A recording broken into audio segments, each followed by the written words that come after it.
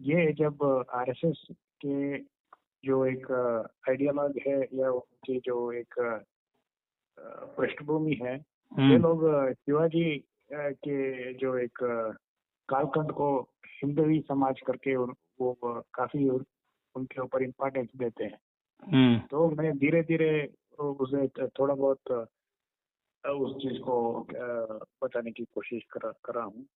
और फिर हमने जिस चीज को छोड़ा था उसी के ऊपर मैं थोड़ा बहुत आपको फिर से उस चीज को बताने की कोशिश करूंगा। हमने जिस चीज को बात करने की कोशिश की, जैसे कि हमने बात करने की कोशिश की सावरकर के बारे में, हमने थोड़े बहुत टच किया था। जैसे कि सावरकर जी जो मानते थे पितृभूमि और जो एक पुण्य भूमि के ऊपर उन्होंने जो भी एक अपने जो एक टिप्पणी दी थी, और इसके विरोध में और इसके जो एक कॉन्ट्रडिक्शन में हमने काफी एक बिंदु निकाला था।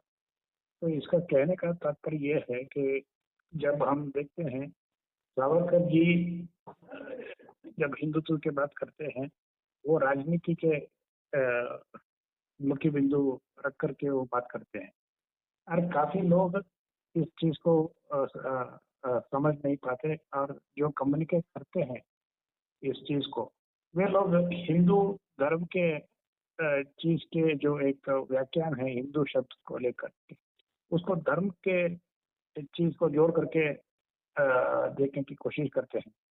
और विरोधाभास और या कोई भी एक कॉन्ट्रडिक्शन होती है, इस चीज को काफी चीजों में निकल के आती है, तो वो अलग अलग से जवाब देने की कोशिश करते हैं।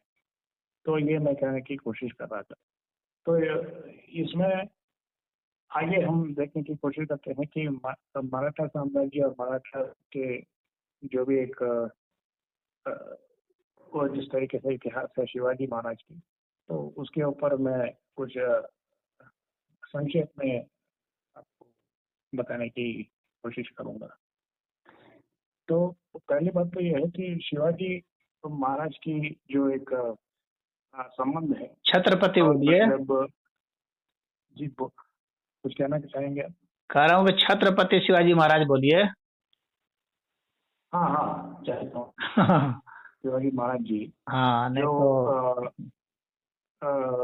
मुख्य बिंदु है और इस हिंदुत्व के आइकॉन के द्वारा या प्रवर्तक के द्वारा। तो हमें इस चीज को पहली बात तो ये है कि उनकी जो गोत्र है वो सिसोदिया वंशज के जोड़कर देखा जाता है। जब हम इनकी जब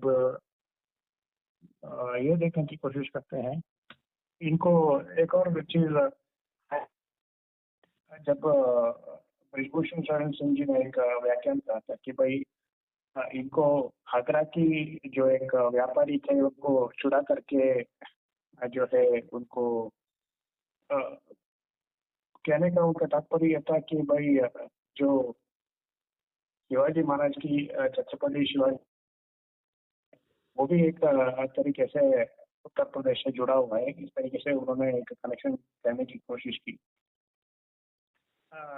उस तरीके से कोई कनेक्शन नहीं मिलता, क्योंकि भाई वो अपने आगरा के जेल से वो बच के स्वयं ही निकल गए किसी के सहायता के बिना। तो यहाँ पे उस तरीके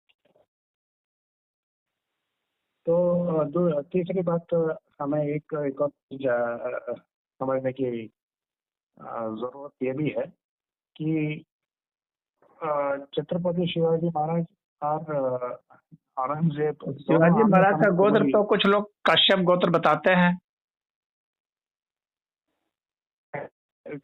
इनकी एक्चुअली हुआ ये था कि भाई छत्रपति शिवाजी महाराज की जब राज्याभिषेक होने की जब बारी आई तो काफी ब्राह्मणों ने विरोध किया, क्योंकि इनकी जो संबंध है कहीं पर भी राज परिवार से नहीं मिलता था।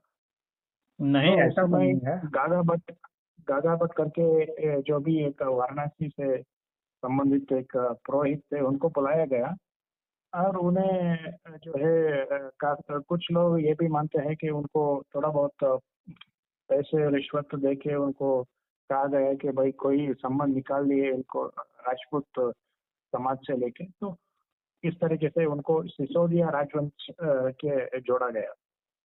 तो ये भी एक कहानी है। दूसरा एक कहानी है कि इनकी जो एक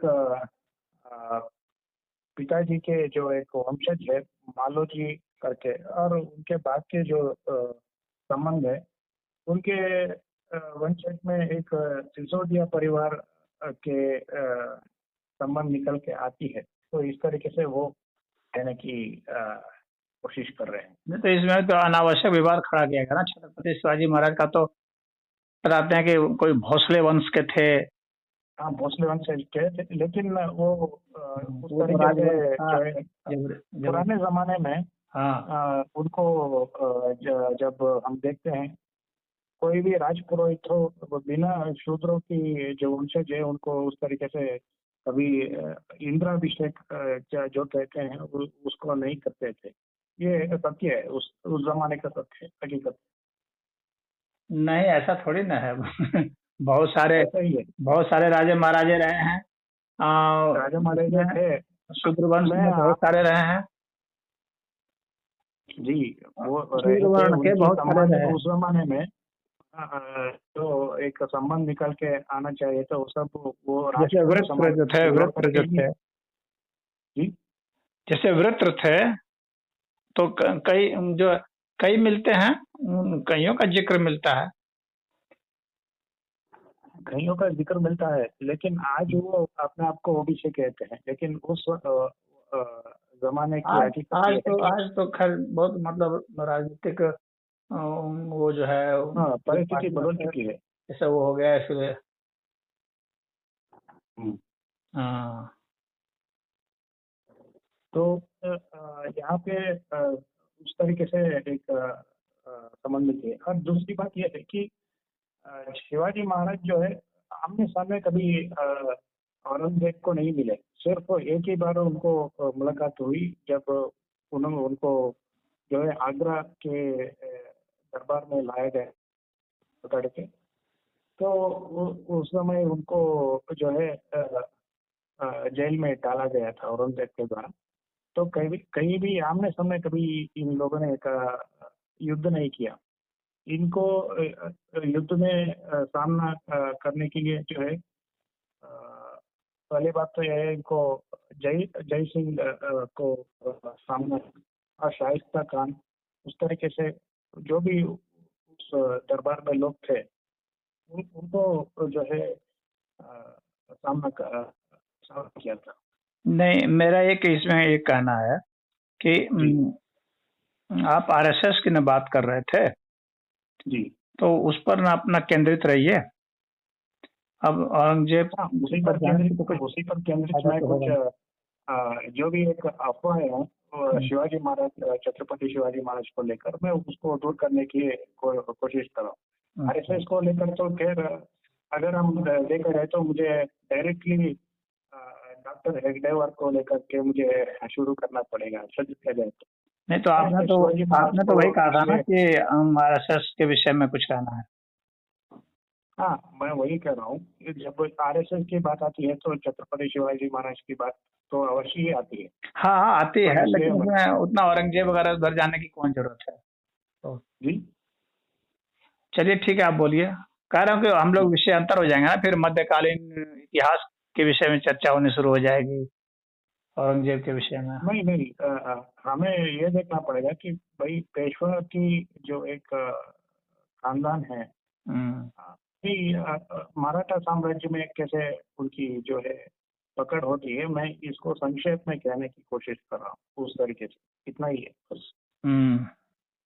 हाँ, तो मैं ये कह रहा था कि भाई जब औरंगजेब इनकी जो मुलाकात नहीं हुई थी, जो इनकी मुलाकात ये हुई थी जय सिंह से हुई थी, शाइस्ता खान से हुई थी, दिलेर खान से हुई थी, और जो मिर्जा राजा भोज से हुई थी। तो जय सिंह तो वहाँ लिवा गए थे छत्रपति शिवाजी महाराज जी को औरंगजेब के यहाँ। औरंगजेब के यहाँ जी जी। जयसिंह ही तो लिवा गए थे। हाँ, युद्ध लड़ रहे थे जी, बिल्कुल। वही उन्होंने वही उनको तो पकड़ के। वही तो छत्रपति शिवाजी महाराज को कन्विंस किए कि चलिए वहां औरंगजेब के यहाँ। नहीं नहीं, उन्होंने उनको युद्ध में पकड़ के उनको ले जाया गया था। जय सिंह को एक ट्रीटी साइन करने के लिए उनको ले जाया गया था, पुरंदर के ट्रीटी। इसमें पुरंदर के ट्रीटी में उनको एक नहीं नहीं, पकड़ कंडीशन करके था, नहीं ये था। लिवा गए थे, वो कन्विंस करके लिवा गए थे। जी जी जी वो राजी करके लिवा गए थे। जी जी वो पकड़ करके ऐसा कोई गिरफ्तार करके थोड़ी लिवा गए थे। वहां जी औरंगजेब जी। ने गिरफ्तार कर लिया था। हाँ हाँ हाँ, बिल्कुल बिल्कुल सही कहा हम्म। आपने। तो इस ट्रीटी को साइन करने के लिए उनको ले जाया गया था, जहाँ पे शिवाजी को कहा गया था कि भाई, एंड उनको जो है मुगल के अधीन उनको एक अपने जो एक पोस्ट है उनको स्वीकार करने के लिए उनको कहा गया था। तो उस तरीके से, तो ये इस तरीके से शिवाजी महाराज अभी इनके जो एक कुछ कहानियां हैं, मैं उसको कहने की कोशिश कर रहा हूँ। हाँ, उनका वहां सम्मान नहीं किए थे औरंगजेब। हाँ, सम्मान नहीं किए थे हाँ, उनको, काफी अपमान किया था, स्थान भी काफी नहीं दिया था, बैठने के लिए स्थान भी नहीं दिया था। हाँ। तो उनके उनके जो उपाधि के अनुकूल उनको बैठने के लिए नहीं कहा गया था। उनको काफी वक्त तक इंतजार करवाया गया था। तो उस तरीके से बाद में उनको जेल में डाल दिया गया। उन्होंने फूल के जो एक टोकरी होती है उनसे, तो वहां से वो एस्केप होके वापस वो अपने जो है मुगल के राज्य के विरुद्ध उन्होंने अपना जो एक युद्ध है उनको जारी रखा। और इनकी बात की जो एक दूसरी एक पहलू आती है शिवाजी महाराज की। उन्होंने ज्यादातर जो एक युद्ध जो भी एक उन्होंने किया था, वो सिर्फ दक्षिण के राज्य और दक्कन उस तरीके से उन्होंने काफी उस तरीके से उन्होंने काफी वक्त दक्षिण राज्य में ज्यादा बिताया था, ना कि उत्तर के ओर उन्होंने कभी एक्सपैंड नहीं किया था उस तरीके से देखा जाए तो वो कुछ चीजें ऐसी है, तो मैं उस चीज को कहने की कोशिश कर रहा हूँ। तो जो है संभाजी महाराज जी जो है उनके पुत्र छत्रपति संभाजी महाराज, तो उनको जो है अ, अ, उनके पुत्र जो शाहू जी महाराज है उनको अ, जो बंदी बना के रखा जाता है। कुछ 18 वर्ष तक उनको वहाँ पे कैद करके रखा जाता है। कहाँ? तो छत्रपति संभाजी महाराज जो है, जो हम्म। इनके जो पुत्र हैं, बाद के जो शिवाजी महाराज के पुत्र हैं हम्म। छत्रपति संभाजी महाराज, हम्म। उनको ये हुआ कि जब मुगल जो एक सेना है, मुकरब खान, उन्होंने संगमेश्वर महाराष्ट्र के वहाँ पे फरवरी 1689 में उन्हीं के कुछ विरोधी थे। उन्होंने जो आपने देखा होगा चावा मूवी में संभाजी महाराज की जो एक कथा है उनको दिखाया गया है। तो इसमें संभाजी महाराज कुछ साल के लिए वो छुपे हुए थे और देश बदल के उन्होंने काफी वक्त तक बिताया था। लेकिन उनके जो एक दायाद कहें या रिलेटिव कहें, मुगल को मुगल साम्राज्य जो भी एक औरंगजेब के शासक थे उनको कह दिया कि भाई यहाँ संभाजी महाराज जो है चुके हैं। तो उनके बाद उनको जो है कहा गया कि भाई आप इस्लाम को स्वीकार करिए और औरंगजेब के शासन को मानिए। तो इस तरीके से उनको मजबूर किया गया और उनको काफी इसके और भी एक इतिहास है और काफी दर्दनाक भी है। और हाँ। ये भी एक घटना जो है आप देखते हैं कि अ, शिवाजी महाराज जो है एक समझौता करने के लिए जब जाते हैं और इनको मारते हैं, जो वो तो बहुत उनके साथ बुरा व्यवहार हुआ, बहुत दर्दनाक मौत दी गई थी। हाँ, बहुत दर्दनाक मौत हुई थी।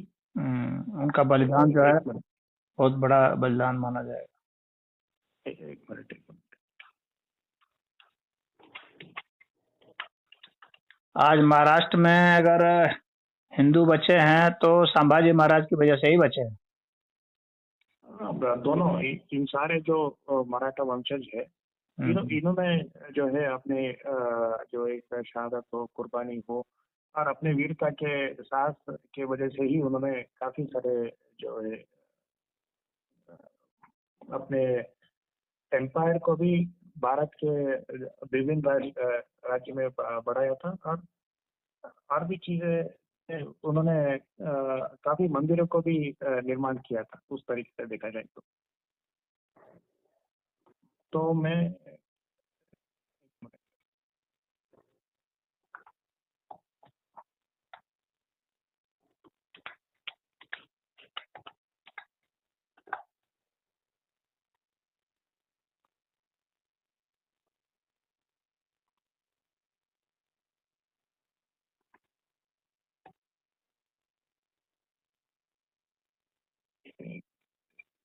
ठीक है, उस बात को हम बाद में उस चीज को जोड़ के खाएंगे, क्योंकि काफी लंबी जो है हमें काफी चीजें बात करने के लिए रह गई है।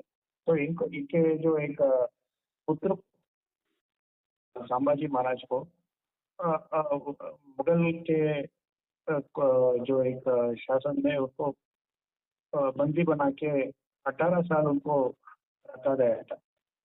और बाद में औरंगजेब के मरने के बाद उसको छोड़ दिया गया। और वो जो है सतारा के जो एक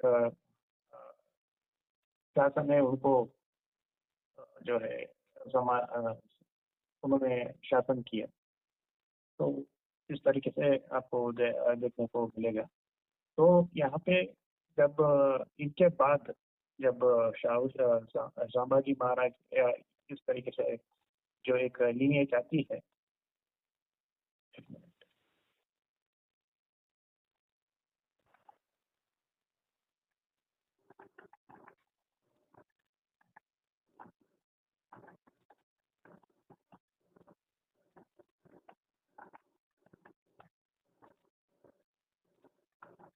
मैं काफी सारे चीजें यहाँ पे रख के कभी कभार मिलता नहीं।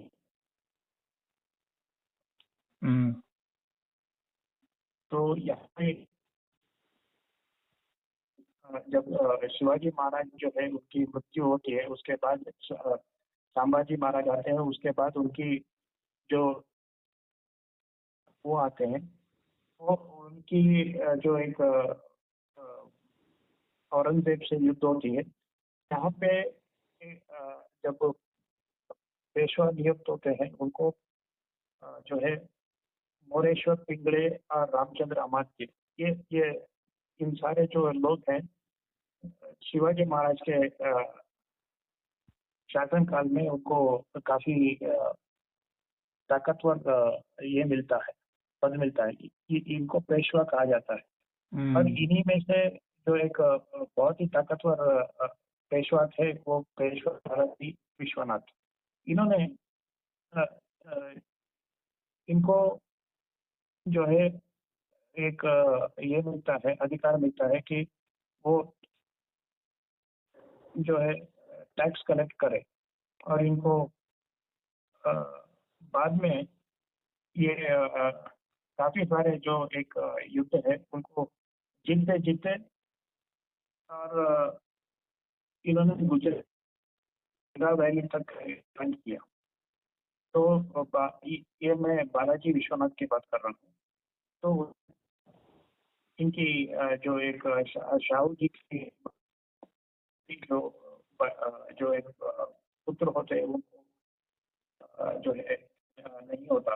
उनकी जो एक वंशावली है उनको जो है अडॉप्ट करना पड़ता है। तो इनको राम राज्य जो है वो अडॉप्ट करते हैं छत्रपति के टाइटल के अंदर। रामराज के राजा राम, हाँ राजा राम थे ना उनके, रामराज, एक और पुत्र थे ना राजा राम। राजा राम नहीं थे, राम राजा थे, हाँ, राम राजा थे। राम राजा थे, छत्रपति शिवाजी महाराज के पुत्र थे ना। जी। हाँ, तो इनको अडॉप्ट किया जाता है उस तरीके से देखा जाए तो यहाँ पे पेशवा बालाजी राव को नाना साहेब भी साहेब भी कहा जाता है उस तरीके से देखा जाए तो। ये उस तरीके से महाराष्ट्र के बहुत बड़े ताकतवर नायक बन जाते हैं। इनमें काफी जो बाकी एक कुनबा था, जैसे कि सिंधिया, होलकर, गायकवाड़, बहुत के बालाजी राव के अधीन अपने जो एक नेतृत्व को स्वीकार करते हैं। तो इन्हीं बाद के पेशवा जो आते हैं वहाँ पे, और इनकी जो रिवॉल्वरी होती है जो निजाम के हैदराबाद और टिप्पू सुल्तान से इनके भिड़ंत होती है बाद में। तो इस तरीके से पेशवा की यहाँ पे जो है ताकत बढ़ता जाता है उस तरीके से देखा जाए पेशवाओं की। तो मैं इसको इस तरीके से कहने की ये कोशिश कर रहा हूँ कि बाद की जो एक पेशवाओं की जो एक ताकत है, फिर से उनके बीच बीच के अंदर ही काफी सारी जो एक मतभेद होती है वो एक तरीके से देखा जाए तो एक इतिहास आती है, जैसे कि जिसमें भीमा कोरेगांव के करके एक बैटल आती है। तो यहाँ पे मैं 18 शताब्दी की बात कर रहा हूँ, 18 सेंचुरी की बात कर रहा हूँ। तो यहाँ पे एक मराठाओं के बीच में और पेशवाओं के बीच में, और जो मराठा थे वहाँ पे अंग्रेजों के शासन को उन्होंने सपोर्ट किया था। भीमा कोरेगांव करके एक बैटल होती है जहाँ पे 500 जो एक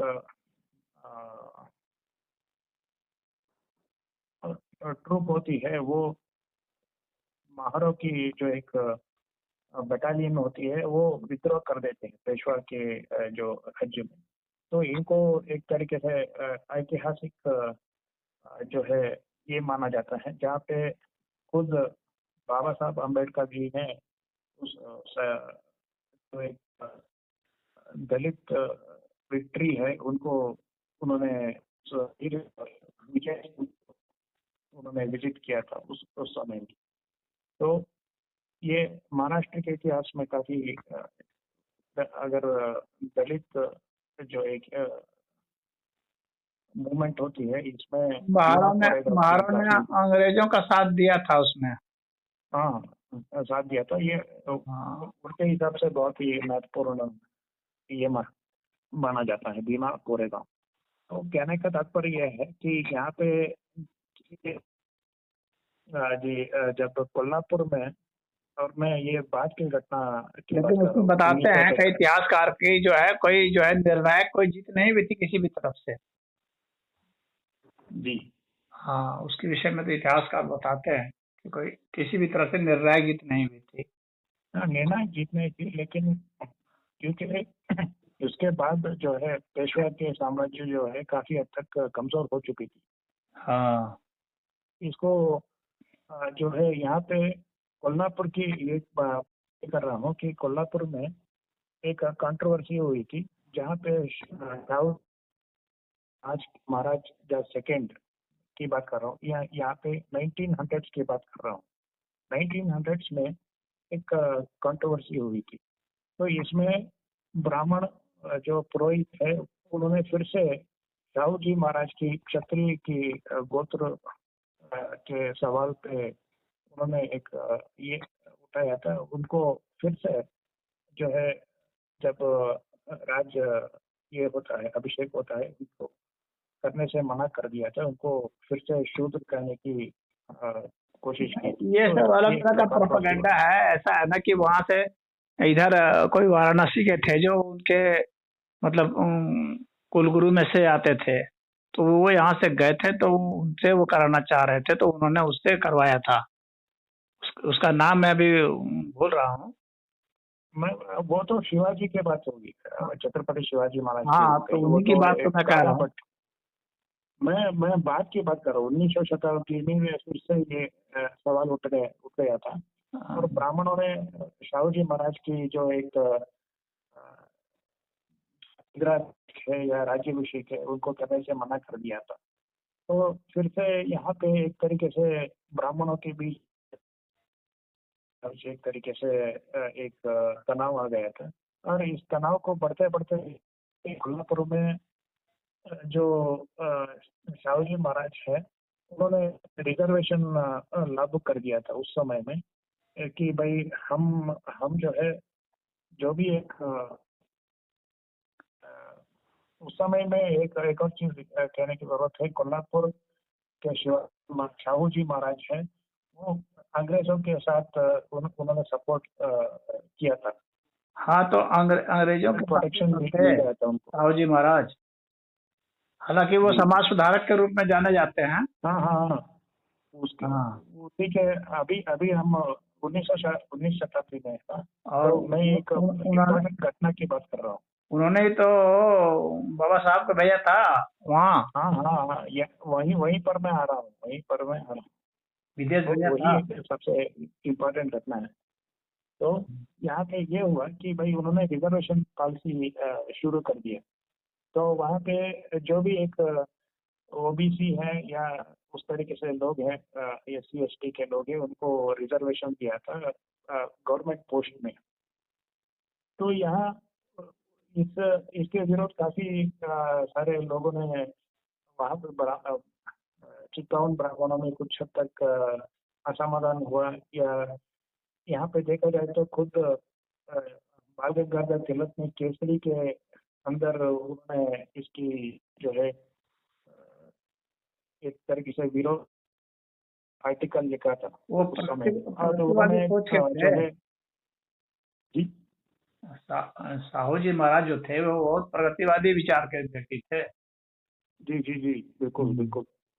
तो वो इनकी क्रांतिकारी यहाँ पे ये हो रही है। सहभोज भी करते थे वे, सहभोज। जी जी, और सहभोज की परंपरा को आरएसएस ने अपनाया। उनके RSS के ऊपर हम उनके आएंगे यहाँ सहभोज की पे। जो परंपरा है ना, वो आरएसएस ने अपनाया है। आरएसएस भी सहभोज जो है आयोजित करता है। हाँ हाँ हाँ हाँ हाँ, हम्म। बिल्कुल। तो यहाँ पे शाहू जी महाराज के द्वारा यहाँ पे हम उन्हें स्कॉलरशिप दिया था। तो अम्बेडकर जी को भी उनके जो एक जीवन काल में उनको जो है जमीन पर बिठाया था, और उनको पानी पीने से भी जो है अलग तरीके से उनको पानी के जो है व्यवस्था की गई थी। तो इन सारे जो एक तरीके से हम देखते हैं कि असर के कारण से ही ये जो है या शाहू जी महाराज की सोच है, वो एक आप कह सकते हैं कि आज के जो रिजर्वेशन कोई भी उस तरीके से हो, उनकी जो एक थिंकिंग है वहाँ उस ओर चली गई। और महाराष्ट्र में एक और चीज देखते हैं कि उस काल में एक और महापुरुष आए थे, सत्यशोधक समाज जो उन्होंने स्थापना की थी। मैं ज्योतिराव फूले के था। तो ज्योतिराव फूले भी अपने कालखंड में माली समाज के थे। तो उन्हें भी काफी सारे चीजों में अपमानित में भी और सावित्री बाई फूले आप भी जानते हैं कि उन्होंने पहली बार महिलाओं के लिए स्कूल शिक्षा ओपन किया था। तो नहीं कहने का नहीं, ऐसा मतलब ये नहीं है कि क्या। महिलाओं के लिए ये ऐसी बात नहीं है कि ज्योतिबा फूले ने पहली बार किया था, ऐसा नहीं है। ज्योतिबा फूले से भी बहुत पहले जो है ना, वो वो जो केरल में जो थी कोई पार्वती, हाँ, तो उन्होंने किया था और सभी के लिए समान शिक्षा किया था और मुफ्त शिक्षा और अनिवार्य शिक्षा, वो पहली वो भारत की रही है, महारानी जी थी। तो वो जी ज्योतिबा फुले जी के बहुत पहले थी। आप जरा उसका पता कीजिएगा, ट्रावनकोर की। जी जी। लेकिन केरल। इतिहास के जो पन्नों में शायद ज्योतिराव फुले और इनके नहीं नहीं दंपति के। नहीं, इतिहास के नहीं, आप उस इतिहास का पता कीजिए, वो एक वास्तविक इतिहास की बात है। और ये ज्योतिबा फुले तो ज्योतिबा फुले से बहुत पहले की है वो। जी जी जी। हाँ। तो मैं बात के जो संवाद के बाद में हम थोड़ा बहुत उनको भी देखने की कोशिश करें, क्योंकि एक महाराष्ट्र के सेक्टर में वो केरल की थी जो मैं काफी। बता रहा हूँ। जी जी। वो एक तरीके से सही है, पर काफी सारे लोग अन्य जो एक नाम भी लेते हैं, तो हम उस विषय में बाद में चीजों को जोड़ करके देखने की कोशिश करें। यहाँ पे हम एक चीज पैटर्न देखते हैं कि तात्पर्य यह है कि शिवाजी महाराज से लेकर शाहू जी महाराज तक, जब हम समाज के जो दो वर्ग के बीच में एक तरीके से संघर्ष देखने को मिलता है, तो एक में तो काफी हद तक जो है बदलते जमाने के जो एक अ, जो आइडियाज है उनको अडॉप्ट नहीं करते, और बाद में जो एक समाज सुधारक आते हैं, वो उस तरीके से जाते हैं जो एक तरीके से जो है बाबा साहब ने आपने देखा कि मनुस्मृति को उन्होंने चलाया था, तो नहीं नहीं, उस तरीके ये से गलत वो। इतिहास है। बाबा साहब ने मनुस्मृति को कभी नहीं जलाया। आप जी। आप देखेंगे, वास्तव में जो इतिहास है ना, बाबा साहब ने नहीं जलाया था। उस सभा में बाबा साहब को बुलाया गया था और बाबा साहब जब चले गए थे उस सभा से, उसके बाद कुछ लोगों ने जलाया था। वे दूसरे लोग थे जिन्होंने जलाया था। देखिए अलग अलग लोग अलग और बाबा साहब अलग। ने इसको मतलब उसमें भी कहा था, ऑल इंडिया रेडियो का जो है उसमें उसमें भी इस बात को कहा था। गंगाधर नीलकंठ सहस्त्रबुद्धे नाम का आदमी था, इसी ने जलाया था। ये घटना जो है 25 मार्च 1927 की रात को है। तो उन लोगों ने जलाया था, बाद में बाबा साहब के चले आने के बाद जलाया था। तो खैर मैं हम उस विषय को अम्बेडकर जी की जब बारी आती है उसके ऊपर हम आज के डिस्कशन में जो कहने की कोशिश कहने का तात्पर्य यह है कि एक समाज जो है अ, उनके बीच में और जो दो। कोई भी चाहे कोई भी पुस्तक हो, हाँ, तो हम्म, उसको जलाने का जो है वो सिस्टम सही नहीं है। उसका जी समर्थन नहीं किया जा सकता है। जी। हाँ। तो और मैं समझ कर रहा हूँ। मनुस्मृति जो है उसमें बहुत सारी अच्छी बातें हैं। जी तो आदमी को चाहिए कि जो है जो उसके योग्य बातें हैं वो ग्रहण करे। जी हाँ, जो उसके योग्य बातें नहीं है भाई उसमें से निकाल दे। जी। हमारे जो फोकस है, मैं ये कहने की कोशिश कर रहा हूँ कि उस समय में दो तीन एक तरीके से प्रोग्रेसिव आए, एक हाँ। तरीके से जो है कंजर्वेटिव थे, एक तरीके से जो है हम देखते हैं कि दलित और महारों के बीच के संघर्ष है, वहाँ पे एक तरीके से साफ तरीके से झलकता है। तो कहने का तात्पर्य ये है कि उस एक प्रोग्रेसिव के जो एक गुट गुट में ये आते हैं कि भाई बाल गंगाधर तिलक आते हैं।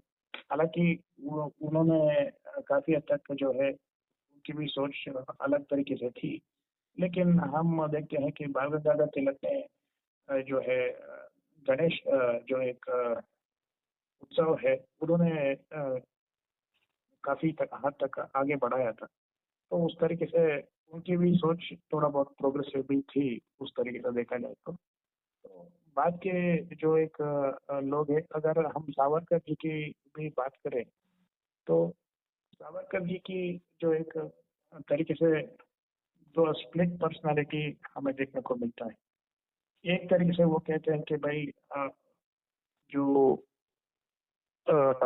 यहाँ के पुण्य भूमि और जन्मभूमि भूमि और बाकी जो उन्होंने मुसलमानों के लिए जो एक प्रोग्रेसिव नहीं माना जाता है, उसको उस तरीके से उन्होंने व्याख्यान किया था। लेकिन हम उसको हटके एक सावरकर को हम देखने की कोशिश करते हैं। उन्होंने एक तरीके से कहा कि भाई अंतर जाति विवाह को उन्होंने आगे बढ़ाया था, और ये भी कहा था कि भाई अलग अलग शेड्यूल कास्ट के लोग को भी अपने मंदिर खुद उनके मान्यता अनुसार उनको मंदिर बनाना चाहिए थे। उस तरीके से उन्होंने उसको भी बढ़ाया था।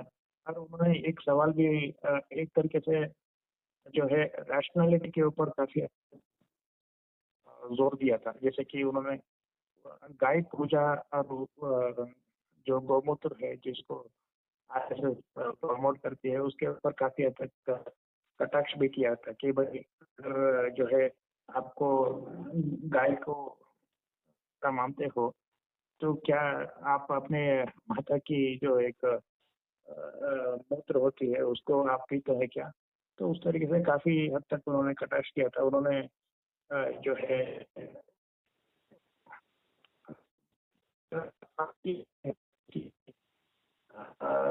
वो चाहते थे कि भाई हिंदू जो है संगठित हो और आर्मी में वो एक तरीके से अपने रिप्रेजेंटेशन करे। उस तरीके से काफी और भी चीजें उन्होंने एक साइंटिफिक तरीके से धर्म को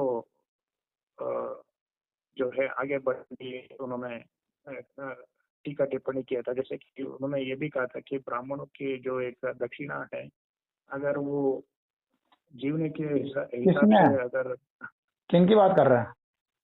सावरकर की बात कर रहे हैं, हेलो, किसकी बात कर रहे हैं? सावरकर जी की, वीर सावरकर जी के, अच्छा, उन्होंने एक टिप्पणी ब्राह्मणों के ऊपर भी किया था कि भाई अगर ब्राह्मण दक्षिणा भी मांग रहे हैं तो यहाँ पे पाखंड है। उसके ऊपर भी उन्होंने कटाक्ष मारा था। उस तरीके से देखा जाए तो काफी सारी चीजें प्रोग्रेसिव भी है, काफी सारी चीजें दूसरी तरफ से भी नहीं, दक्षिणा देने का तो विधान है, दक्षिणा देने का तो विधान है जी। आप सावरकर को जानते हैं, तो अगर अपने हाँ, सावरकर इसमें को यह थोड़ा है कि आप बहुत दक्षिणा के लिए वो नहीं कर सकते, क्या कहते हैं, बार्गेनिंग नहीं कर सकते। दक्षिणा का तो विधान है ही, शास्त्र में दक्षिणा का विधान है। हाँ, अरे भाई वो आपका समय दे रहा है, उतना मेहनत कर रहा है, तो उसका परिवार उसी पर आश्रित है, तो उसको कुछ आप दोगे नहीं। किसी से भी काम कराते हो, एक मजदूर ही मान लो, तो मजदूर को मान ही अगर माना जाए तो भी तो उसका कुछ बनता ही है ना, कुछ मजदूरी तो बनती ही ना है, कि नहीं बनती वो है? सही है। देखिए, सावरकर जी का अलग मानना है। वो जब उस परिप्रेक्ष्य में कहने की कोशिश कर रहे थे जहाँ पे आरबी जो एक प्रोग्रेसिव मूवमेंट आ रहा था, तो उनको जोड़ने के लिए, हिंदुओं को जोड़ने के लिए उन्होंने इस तरीके से कहा होगा। इसके राजनीतिक मतलब ज्यादा है, ना कि उनकी व्यक्तिगत शायद नहीं हो सकती। और खुद भी वो एथियस्ट थे, आप ये भी बात जानते हैं। नहीं, कुछ भी होगा ना, तो वो जो है वो लॉजिकल होना चाहिए ना। आप किसी व्यक्ति से काम कराओगे, मुफ्त में काम कराओगे? वो हाँ, व्यक्ति, ये भी सही है। हाँ, लेकिन देखिए वो कहाँ का न्याय है? वो तो न्याय है नहीं। देखिए हाँ, आप ये कई आप सारी ये चीजों या को तो उसमें दो चीज हो सकती है, या तो आप पहले सेटलमेंट कर लो कि भाई इतना दिया जाएगा, या फिर जो दूसरा है सिस्टम वो यही है कि भाई जो करवाता है यजमान, वो जो भी दे देता है पुरोहित को ग्रहण कर लेना चाहिए। लेकिन ऐसा नहीं वो कर सकता यजमान की उसको कुछ भी नहीं दे।